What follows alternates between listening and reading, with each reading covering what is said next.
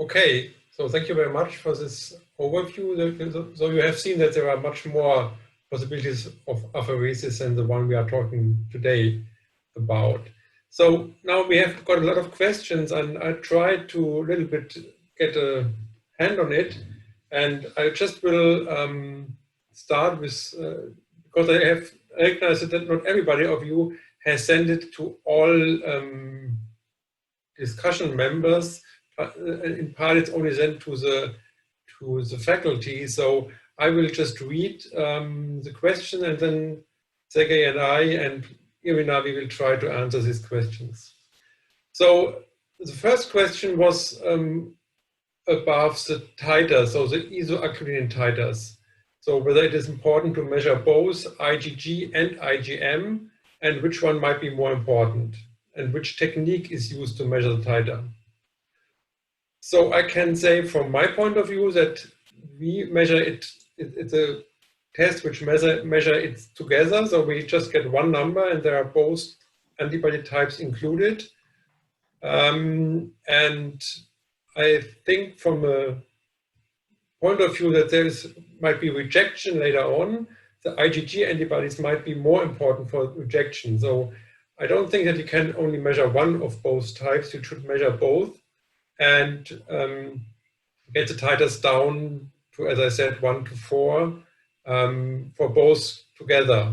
So Sergey, how is it done at your hospital?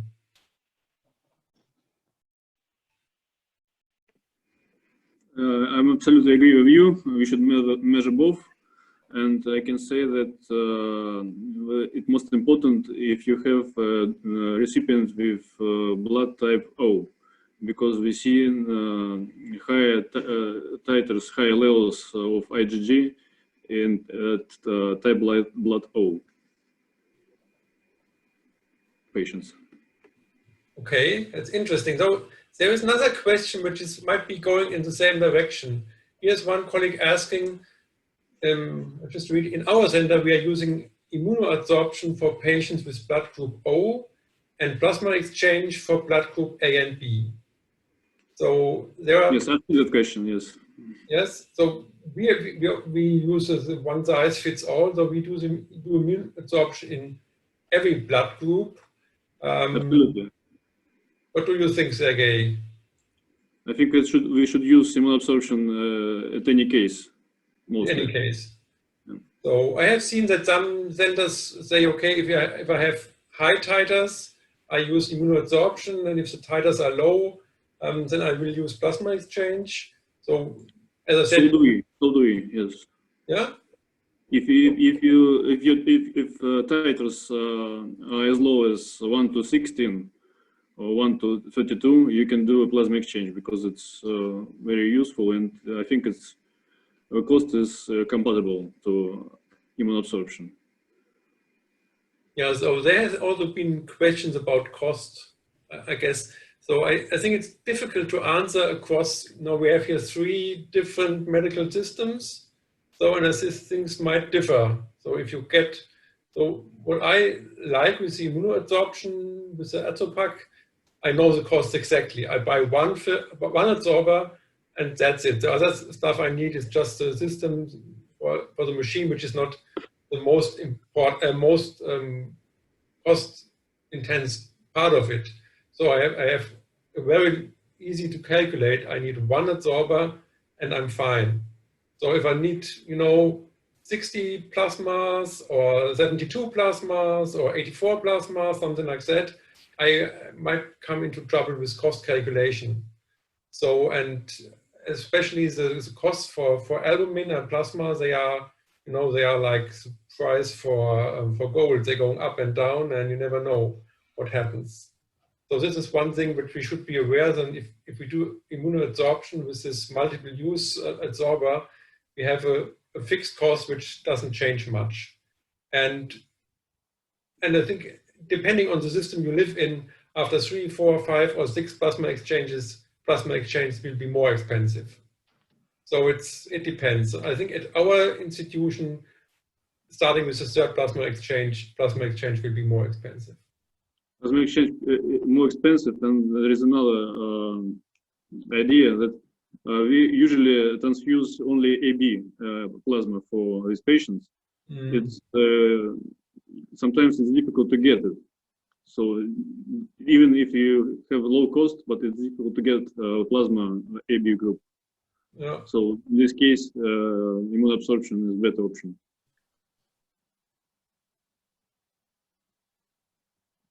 Okay, then there has been, which is a nice question, is there an approved protocol for ABO incompatible transplantation? Or another colleague is asking, what can we do for harmonization of treatment protocols? This is interesting. So I have never seen two centers whatsoever transplantation they are doing having the same protocol all over the world. So everybody has his specialties, but so I strongly agree that it would be nice to have more uniform protocols for ABO incompatible transplantation, but I don't think that we personally can do much on it. And so there are some transplant societies, but they also has not succeeded during the last 50 years to get anything standardized in renal transplantation. So Sergey is laughing, I see. I think it's difficult. You know, everybody believes that he or she has the best idea how to do it. And so the experiences are different. So one has good experiences with this treatment, the other has this idea and has good experience with it, and large studies are rare. So I think there is no approved protocol. There is the Stockholm protocol, which has influenced a lot of centers. So you see, I've seen Sergey's protocol, which is like the Stockholm protocol. Our protocol is like the Stockholm protocol, but it's not identical. So there are differences. For example, we do not give intravenous immunoglobulins. So it isn't the original protocol. You also do it, so we don't do it. It's difficult. Sergey, have you an idea? Can you harmonize ABO worldwide? I think it's not possible because we have not so much data. We have little quantity of cases, so we have just an idea how to do it. But I think it's the standardization. It's not possible actually. Yeah. And the other thing I think is that you can't standardize triple immunosuppression right now. But you're talking about immune compatible kidney. Yeah.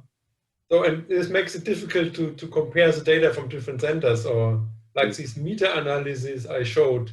It's difficult, you know. They just compare one factor, but there are so many things you can do different, and they might influence the transplant outcome. So it's a problem. So there are more questions on details of the procedure, so how the plasma flow rate is. And I have recognized, so I didn't have it in my talk, but I recognize that we are a little bit more brave than Sergey, so he's very cautious with this treatment. So we go up to a plasma flow of 50 or 60 milliliters per minute, and going up to a total plasma exchange up to 9 liters. So it's more. But there are also no data which is the right way to do it. So Sergey, did you have bad experiences going with a faster plasma flow or having higher exchange rates, or? Actually, we didn't see any advantage of this. We think that pump speed is about 50 to 100 milliliters per minute is enough, and total plasma volume is about 3 to 4 liters. It's enough to get titers to go down. And we think that we should wait 1 day and try to make a procedure day after, because there is some rising of titers after the procedure next day. Yeah. So, but as I see, so if the procedure is running, there are rarely complications. Sometimes in the beginning, patients have some discomfort. And I just want to know what your opinion is about the ACE inhibitors. So we have very rarely problems with this anaphylactoid reactions in the beginning because we stop ACE inhibitors. And we didn't register any side effects with ACE inhibitors, but we have some kind of data about it. But I think it's not so, how to say, important. Yes, it's also important actually. Yeah. Thank you. So I also think that this early reaction, it's very rare and it's not a problem really, because in your talk, I got the impression that it had been a problem for you at some point. So I really very rarely got problems. And the two problems I remember during the last 12 years was just two patients who really forgot to withhold the ACE inhibitors. So then if there is some bradykinin release from the contact with the surface, then a patient taking an ACE inhibitor has a problem, which is not really a big problem, but it is some discomfort. Okay. So here's a very question, which is, what are the advantages and disadvantages of immunoadsorption, and which technique is superior in the outcome, immunoadsorption or plasma exchange? I think this is what everything is about. I have shown the data from Gerhard Opels from the CTS study, where you get an impression that patients having had immunoadsorption have a little bit better outcomes than patients who had been treated with plasma exchange. So it was not a clinical trial, it was not really significant, but it was a tendency. And the meta-analysis from Sydney, they also had the same tendency, that the patients who had been on immunoadsorption did better than the plasma exchange patients. And if then, in addition, think about that many people might use immunoadsorption in the patients with higher isoactylene titers and plasma exchange in these with lower, so we might have a negative selection in the immunoadsorption group, then these results might be even stronger.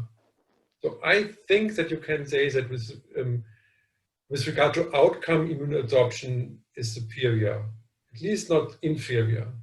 I think this can be said for sure. What's your opinion, Sergey? I absolutely agree with you. And I think that the most important thing is target levels. If you get target levels of antibodies, you will get a good result. I think that's a key point. There has been one question. You get the target level much easier with immunoabsorption than with plasmapheresis. Yeah, I think so. So the immunoabsorption is more effective in reducing ABO, and and the collateral damage is smaller. So you have no collateral damage to the coagulation. There is not removal of things you do not want to have to be removed if you use specific immunoabsorption.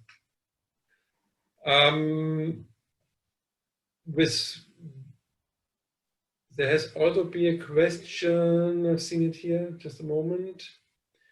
So there's been a discussion in the chat about HLA desensitization. So this might be something, so if you have HLA antibodies, these are not removed by ABO apheresis, obviously, because it just removes the ABO antibodies. So if you want to have HLA antibodies removed, you have either to choose plasma exchange or an unspecific immunoadsorption. So there's this other column Irina mentioned, which is an unspecific remover of immunoglobulins. So yes, there is a column for IgA apheresis, which removed all kind of immunoglobulins, so HLA also. So for these cases, you should use this unspecific immunoadsorption, the total IgA apheresis. Yeah, I think this is a good thing to do. So you can remove all antibodies. And for the normal patients, so the ABO incompatible transplanted without HLA antibodies, I don't think that this is useful because you remove all immunoglobulins, which the patient might need for defense against some infections. So I would not use the non-specific immunoadsorption in the ABO patient, but in a patient with the combined problems, this might be a way you can go, and we have also done this in the past. So yeah, this is which technique is cost-effective, immunoadsorption or plasma exchange. I think we have discussed this briefly. I think this really depends on your local prices you get. So if you are getting a good price for one technique or the other technique, this one might be the cheaper technique. So I don't think that you can answer this question universally, that one thing is more cost effective than the other. Okay. There have been two questions about anticoagulation. So our standard operating procedure says citrate anticoagulation. We also use heparin once in a while because some patients do not like the calcium, are very sensitive against citrate, don't like it.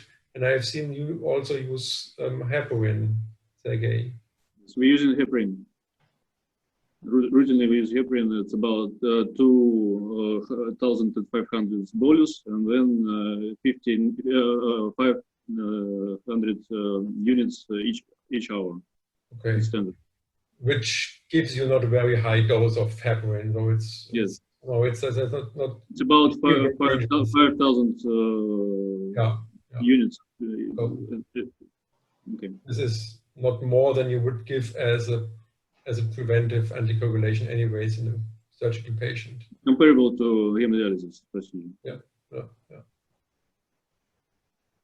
Okay.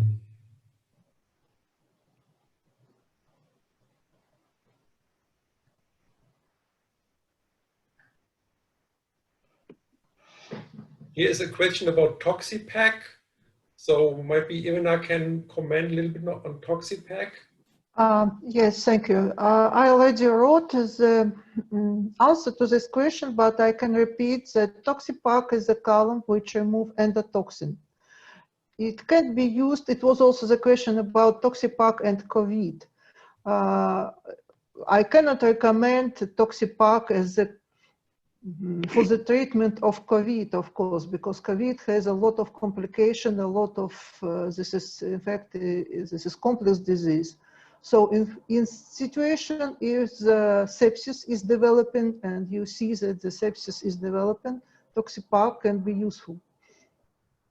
We have such example in our country because we sell Toxipack only in Russia now. Okay, so there's a question about the reimbursement of apheresis in Germany, so in the ABO setting. So, so we have a reimbursement for the whole ABO procedure. So we get a certain amount of money for the whole procedure with all the preparation, with the surgery and the care after the operation. So it's it's not that we bill the insurance companies the immunoadsorption. We just bill one ABO incompatible transplantation, which is about, I think, in the size of 100,000 euro, and there's everything included. So if we use less money for the apheresis, so we earn more money. So, but there's not a price for this apheresis here in Germany.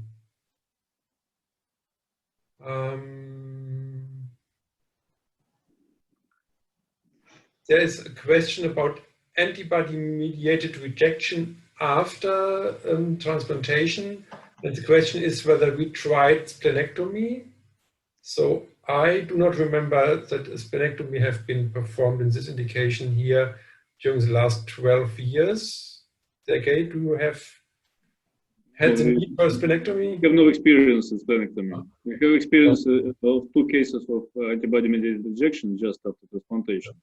And I think it was due to wrong titers that laboratory gave to us, because it was a new technique to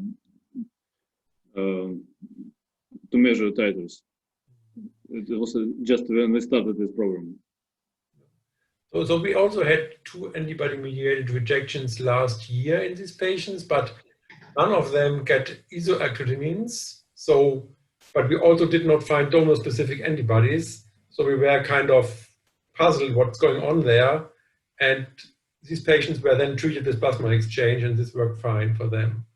So if it had been isoagglutinins, I would have taken the specific immunoabsorption. But as there was no isoagglutinins coming back in these patients, we guessed that it might be an antibody we didn't get with the donor-specific antibody test. So we used plasma exchange, and it worked. We had 1 case of cell-mediated rejection just after transplantation with normal levels of isoagglutinins. So we managed it with methylprednisolone. Okay, here's a nice comment. Sooner or later, we must forget about prima donna behavior of single centers and come to an evidence-based approach. Yeah, I fully agree, but I think that's because they are surgeons. So, are you a surgeon, Sergey? Yes. Okay, then you have, so nephrologists do not have prima donna behavior. We don't have it.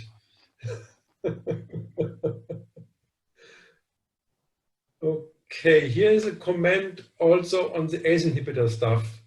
So a colleague just writes, ACE inhibitors related events firstly came from Japan when they used dextran sulfate cellulose columns for LDL apheresis. Later, it was proven that such side effects belong to the non-specific absorption of compounds from the bradykinin system.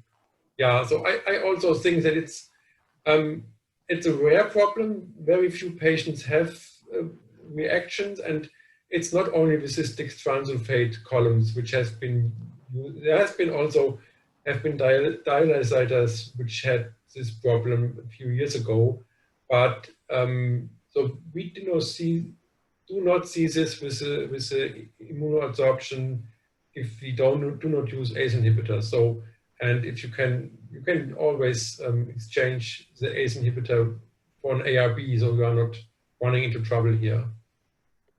Okay. So a colleague wants to know. So you have told us that you lost 2 grafts, and he wants to know which was the ABO mismatch and how high the titer were before the transplantation. I've just mentioned it. It was too early loss, and I think it was due to wrong titers that measured by. Okay, it was this story. The titers wasn't. Yeah. And we've seen the very fast. Very fast, how to say, лечение. Treatment. Huh? Treatment. No, not treatment. Увеличение, I mean. Increase. A very fast increase of isoagglutinin titers up to 1,000. After the transplantation. After transplantation, and we can't stop it. So we have to perform transplantectomy. Okay. Yeah, so luckily, something like that never happened to us. But you know, this is the problem with one colleague talking about evidence-based medicine in this field. You know, overall the case numbers are low. So we are one of the largest centers in Germany, and we do 10 ABO incompatible a year if it comes to high numbers. So it's not a very often used procedure.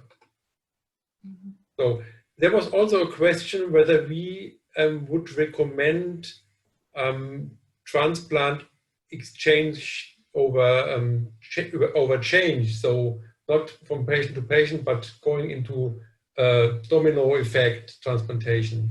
And as I understood, it's not allowed in Russia.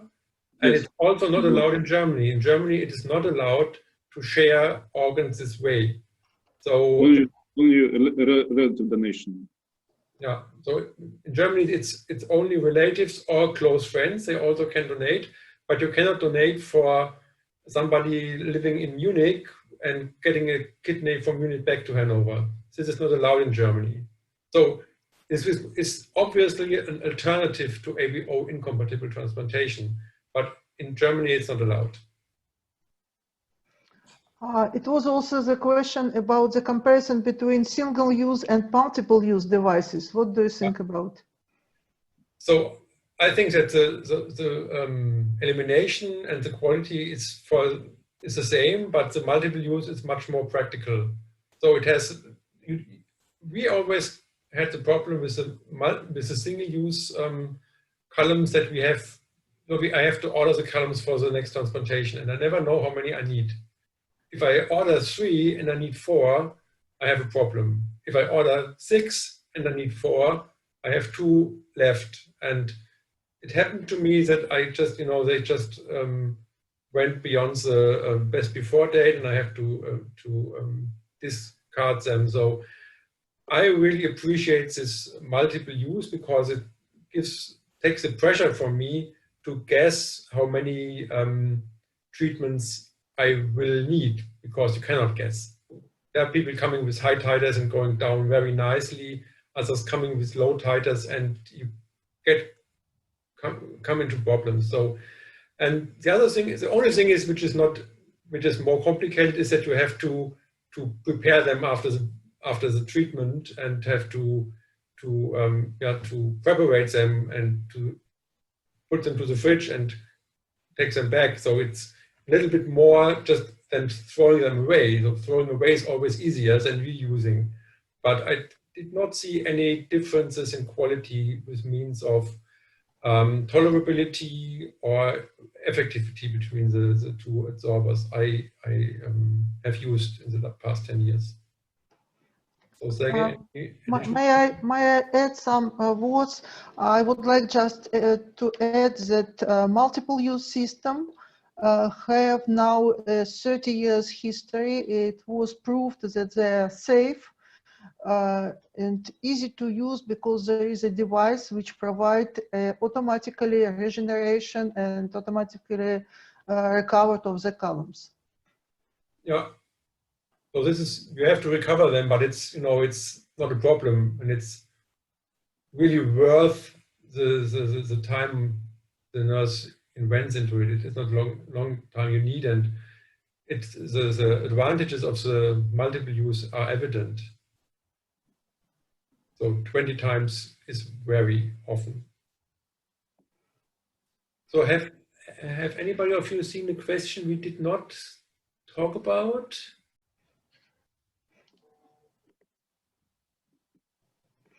I see the question in this chat that about the system to prepare the column before and after use. We recommend Medicap and Adasorb for this. Okay. Because this is a very good device. It do everything automatically, not only regeneration. This device can manage the procedure. You can just put the initial parameter, what do you want to do, how many volume of plasma, what should be the speed and everything. And this device will manage the procedure automatically and additionally regenerate the column after the procedure and on the next procedure to prepare the column for the work. So it's a very good system. Mm. But you also can use the Spectra Optia we use, the Spectra Optia centrifuge system. Yes, but Spectra Optia, this is plasma separation, and I am talking about Adasorb, which is additional to Plasma Optia device, Yeah. just for management of procedure. Okay. So you see, it depends what you have at your department Yes, machines. yes, but I don't think that there is a problem. In principle, it can be done with every plasma exchange machine. I guess. Yes, it's true. It's not a problem. And for example, in Russia, we don't have Adasorb, so it's not registered yet.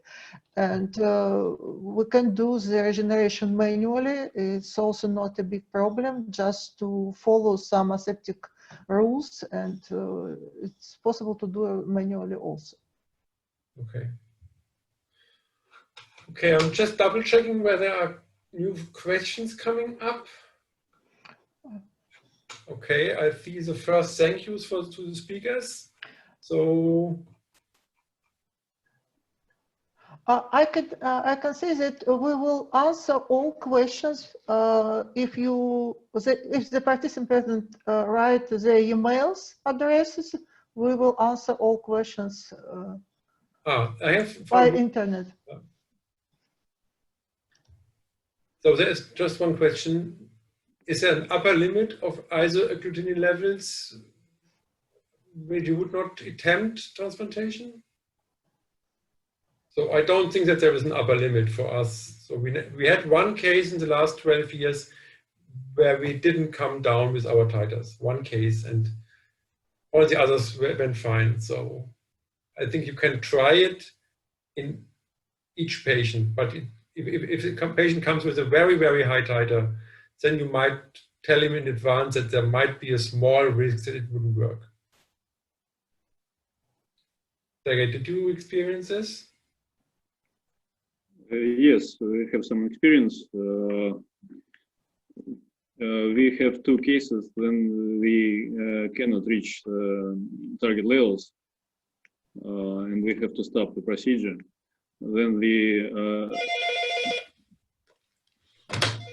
we try to perform desensitization protocol after some time. We re-administrate rituximab, second dose of rituximab, and after months of rituximab induction, we trying to start immunoabsorption again. And in that case, we reached target titers and performed transplantation. So it takes time sometimes. Yeah, it is almost always possible, I guess, is what we can say. It's might be one case in your lifetime you see that you don't get down, but in other way it always works. Okay, I think if any questions come to you now afterwards, you can just send the question to Irina and she will forward it to us, or Irina herself will answer the questions if they are more technical or more with regard to cost or something like that. And so other way you can also contact Sergey or me if there are questions coming up later. Okay, Irina, will you say the last words? I would like to thank to the speaker. First of all, it was very useful, I guess, for our audience. It was very informative. I hope that we will continue, because it's very easy to give a lot of information through such webinars. It's much more easy than conference or visits. So it's very useful. Thank you very much. Thank you for speakers. Thank you for participants. Please send us your questions. We will answer to each questions which you are interested to. Thank you very much. Thank you very much for your attention, and thank you very much, Irina, for inviting me. And nice to meet you, Sergey. Nice to meet you. Thank you very much, everyone. Bye-bye. And I wish you a lot of success with your ABO incompatible transplantations, everybody. Thank you. Bye. Bye. Bye.